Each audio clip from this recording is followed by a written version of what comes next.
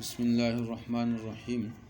یا ایھا الذین آمنوا اجتنبوا کثیرا من الظن ان بعض الظن اثم ولا تجسسوا ولا یغتب بعضکم بعضا ایحب احدکم ان یأکل لحم اخیہ میتا فکرہتموہ واتقوا اللہ ان اللہ تواب الرحیم۔ صدق اللہ العظیم۔ جو آیت میں نے آپ کے سامنے تلاوت کی ہے، اس آیت کے اندر اللہ رب العزت مسلمانوں کو چند باتوں سے منع فرماتے ہیں، اور وہ بات یہ ہے کہ کسی کی غیبت کرنا اور اسی طرح جاسوسی یعنی عیب جوئی تلاش کرنا، اور اسی طرح جو ہے ان کی جاسوسی کرنا یا کسی کے پیچھے لگ جانا کہ اس کی کچھ عیب ہو اور اسی طرح اس کو ظاہر کیا جائے، اس کو ذلیل کیا جائے، تو ان چیزوں سے اللہ پاک منع فرماتے ہیں، اور آج کل یہ ہمارے اندر بہت زیادہ پایا جاتا ہے۔ غیبت ہم کرتے ہیں، حدیث کے اندر آتا ہے کہ الغیبت اشد من الزنا، غیبت جو ہے وہ زنا سے بھی زیادہ سخت ہے۔ وہ تو اللہ رب العزت توبہ کرنے سے، استغفار کرنے سے، اللہ سے معافی مانگنے سے تو معاف ہو جاتا ہے، لیکن غیبت ایسا گناہ ہے کہ جب تک اس کا تعلق جو ہے مخلوق سے ہے، کہ جب تک وہ بندہ معاف نہ کرے تو اللہ پاک اس کو معاف نہیں کرتا۔ تو غیبت جو ہے یہ بہت بڑی گناہ ہے، بہت بڑا گناہ ہے، اس سے بچنا۔ اور غیبت کی تشریح یہ فرمائی گئی ہے کہ جس انسان کے پیٹھ پیچھے مقصد یہ کہ وہ موجود نہیں ہے اور اس کے غیر موجودگی میں اس کے اندر وہ عیب موجود ہے اور آپ بیان کر رہے ہیں، تو یہ اس کی غیبت ہے، اس لیے کہ اگر اس کے سامنے آپ بیان کریں گے اس کو برا لگے گا،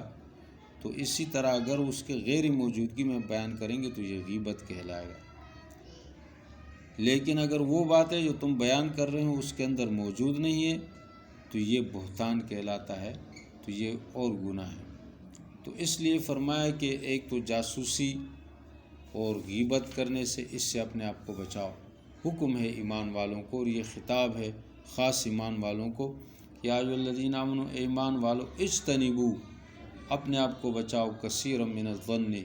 بہت سے گمانوں سے۔ بعض لوگ گمان رکھتے ہیں،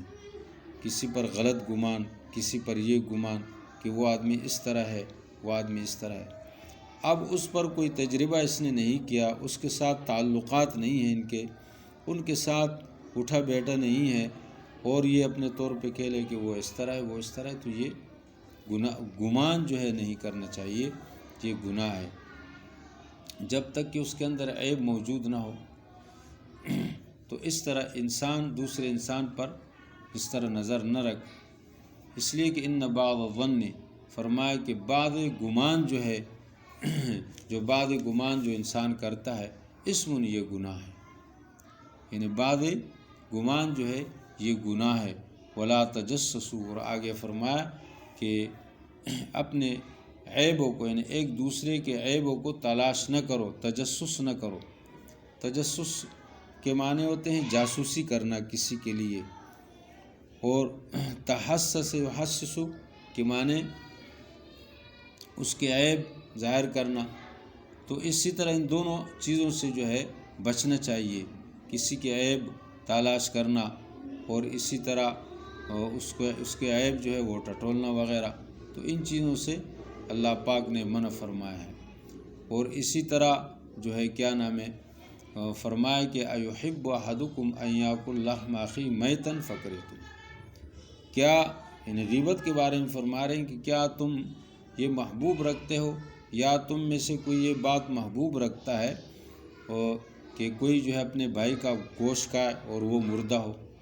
فکرہتموہ، تو تم اس کو جو ہے برا مانتے ہو اور اس چیز سے اپنے آپ کو بچاتے ہو۔ تو اسی طرح مثال جو ہے اس کی کہ مقصد یہ ہے کہ جاسوسی کرنا اور غیبت کرنا، تو یہ غیبت ایسا ہے کہ اپنے مردے بھائی کا گوشت کھانا ہے۔ اور ایک روایت کے اندر یہ بھی آتا ہے کہ نبی علیہ الصلوۃ والسلام جب معراج پہ گئے تو فرشتوں نے نبی علیہ الصلوۃ والسلام فرماتے ہیں کہ مجھے ایسے لوگ دکھائے کہ وہ ناخنوں سے اپنے چہروں کو جو ہے نوچ رہے تھے۔ تو میں نے پوچھا